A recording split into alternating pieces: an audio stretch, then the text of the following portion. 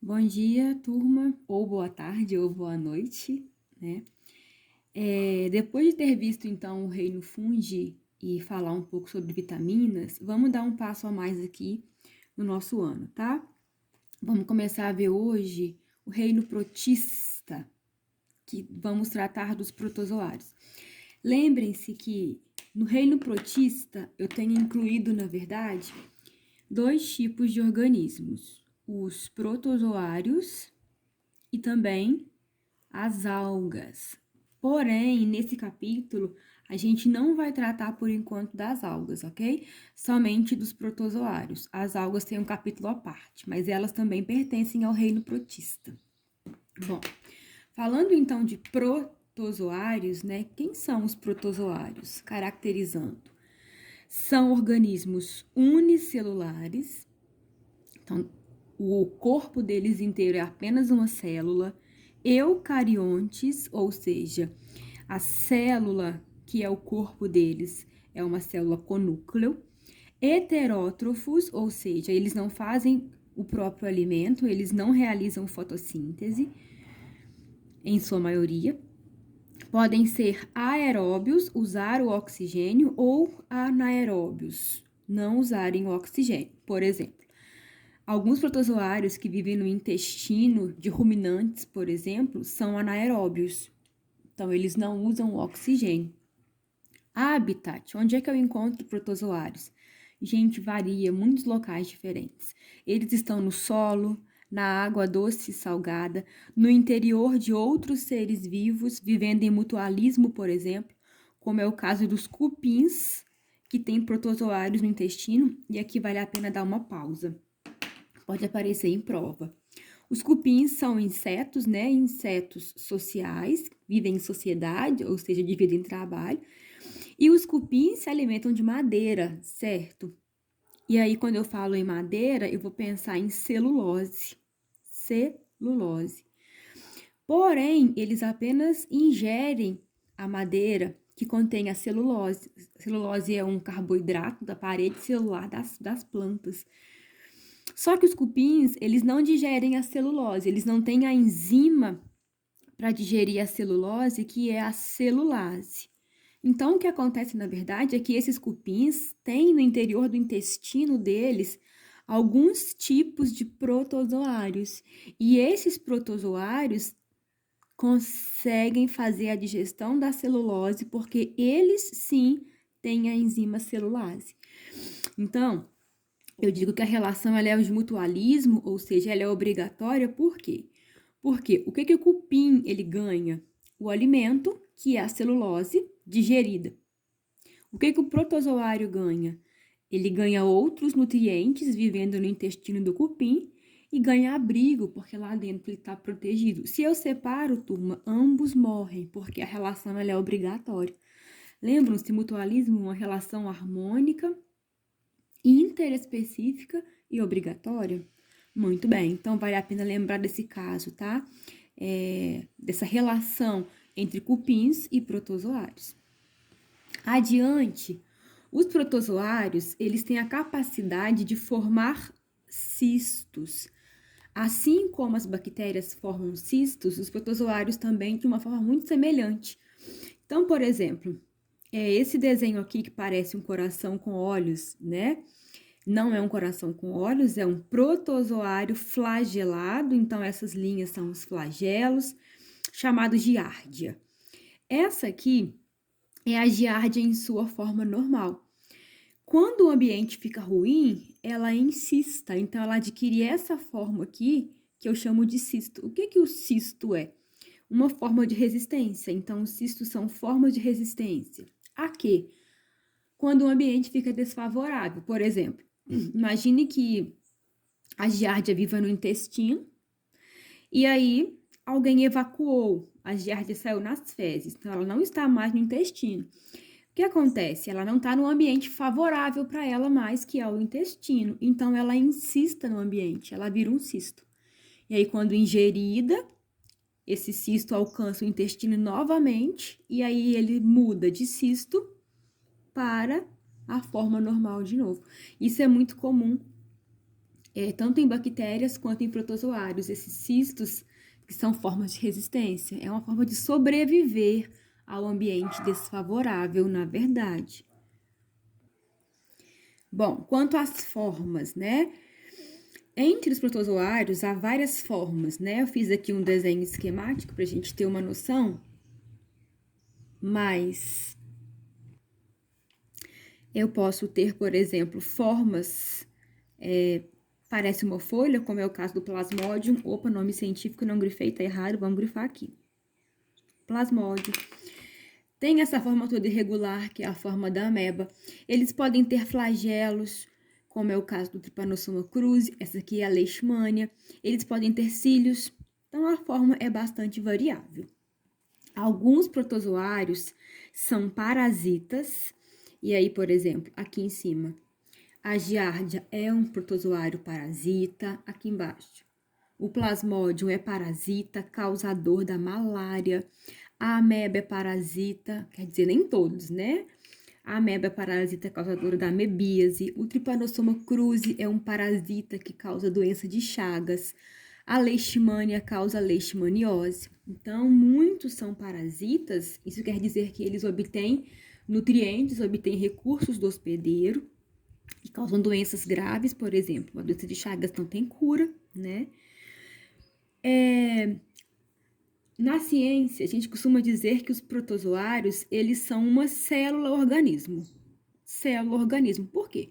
Porque eles são unicelulares, porém, gente, essa única célula deles funciona como se fosse um organismo inteiro complexo, porque essa única célula dá conta de fazer a nutrição, a respiração e a excreção do protozoário.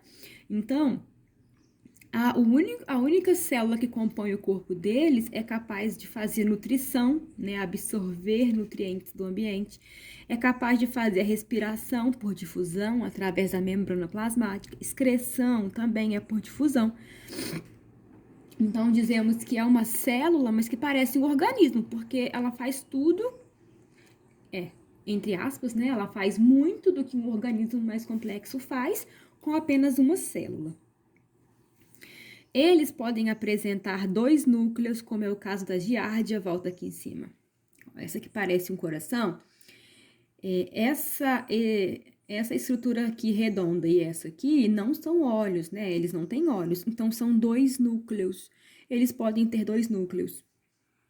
E aí, um núcleo vai ser responsável pela parte metabólica, outro responsável pela reprodução, algo semelhante a isso. Alguns, por exemplo, de água doce, possuem uma estrutura chamada vacúolo contrátil ou vacúolo pulsátil para retirar o excesso de água e não sofrer a lise, não sofrer o estouro da célula. Vou deixar aqui um ponto de exclamação, porque eu ainda vou voltar nesse assunto que ele é importante, tá? O vacúolo contrátil ou pulsátil. Bom, de uma forma geral, caracterizando geral os protozoários, é isso aí.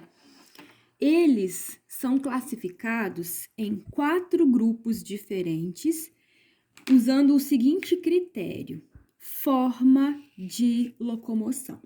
Então, de acordo com o modo como eles se deslocam, eu vou ter 4 grupos diferentes de protozoários: os flagelados, os ciliados, os sarcodinos e os esporozoários. Então, vamos por partes, tá? E aí, o nome vai ajudar muito. Isso é muito simples, tá?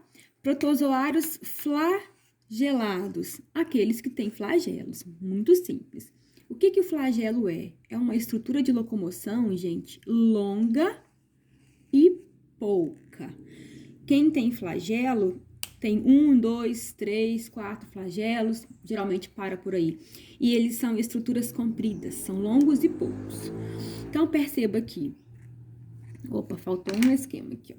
O Trypanosoma cruzi, ele é um protozoário flagelado, ele causa doença de Chagas. A Leishmania também é flagelada. A giardia, todas essas linhas aqui são flagelos, ó. Olha quantos. Ela tem vários flagelos.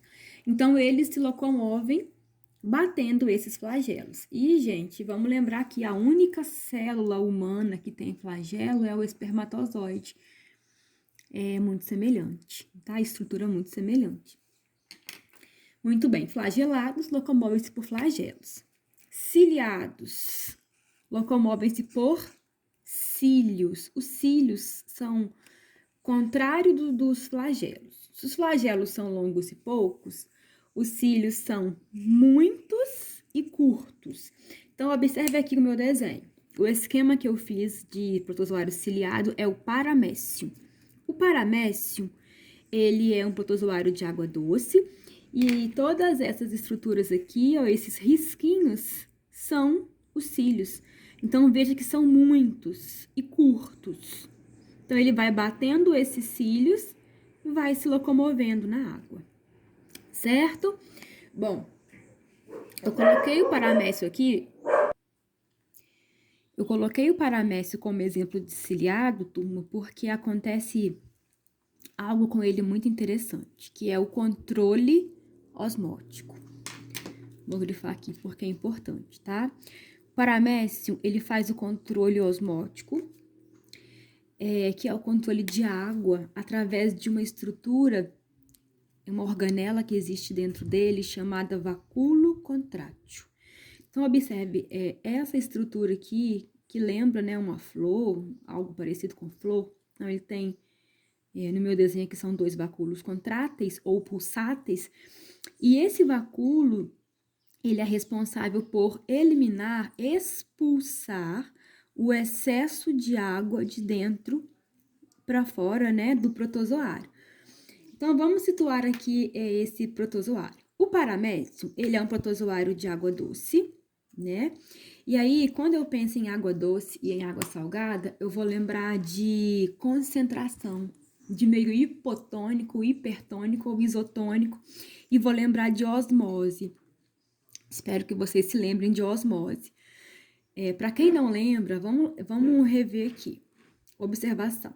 Osmose, gente. A osmose é um transporte passivo, ou seja, não gasta energia, de água, então passa somente água, pela membrana plasmática, né? Do meio menos concentrado para o meio mais concentrado. Então, a osmose, ela é um transporte passivo através da membrana em que a água se locomove do meio menos concentrado para o meio mais concentrado. Então, a água ela vai transitar de onde tem menor concentração para onde tem maior concentração. De que essa concentração? De sais minerais, de sais, certo? Qual é o objetivo da osmose? Equilibrar os dois meios, o meio interno e externo, devem ficar com a mesma concentração. Bom, então observem aqui. O paramécio, ele é de água doce. Gente, água doce é um meio menos concentrado. Então, represento assim, né? Ó, um esqueminha. Em relação ao interior dele, digo que dentro do paramécio é o meio mais concentrado. Por quê? Porque, gente, dentro do protozoário tem muito mais sais de cálcio, sais de fósforo, sais de iodo, sais de sódio. Então, dentro do protozoário tem muito mais sais do que a água doce em que ele está inserido. Então, eu digo que dentro dele é o meio mais concentrado, tem maior quantidade de sais, e a água doce é o meio menos concentrado, tem menor quantidade de sais. O que vai acontecer, então? O processo conhecido como osmose, em que a água transita do meio menos concentrado, segue a seta, para o meio mais concentrado. Então, a água entra. Quando a água entra para o interior do paramécio, gente, olha como que ele se transforma. Ele fica com esse formato aqui. Ele fica túrgido, né? Eu falo que ele ficou cheio de água. E o risco disso é que ele morra, porque ele pode estourar. Vai entrar tanta água dentro dele que a membrana plasmática não vai dar conta de segurar e vai romper. Então, ele pode estourar e pode morrer.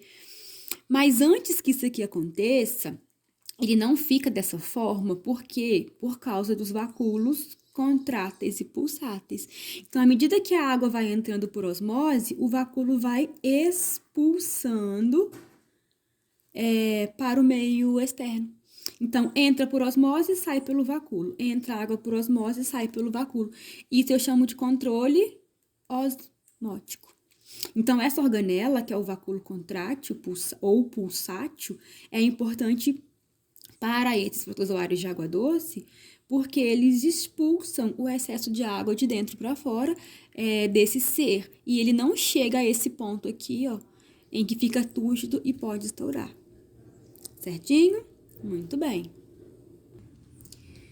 O terceiro grupo de protozoários são chamados de protozoários sarcodinos.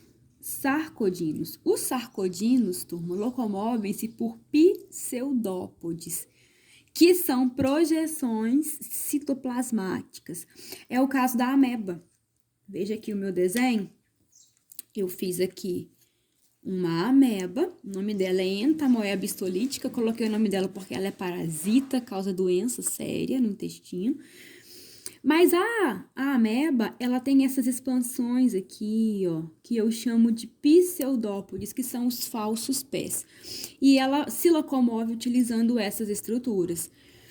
Ela, como se ela jogasse parte do citoplasma e fosse avançando no ambiente. Além dos pseudópodes serem importantes para a locomoção, eles também são importantes para fazer um processo de obtenção de alimentos sólidos chamado fagocitose. A fagocitose é definida como a captura de partículas sólidas.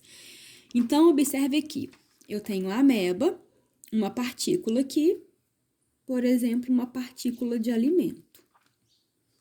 Uma alga pequenininha, por exemplo. O que a ameba faz? Ela emite os pseudópodes, olha.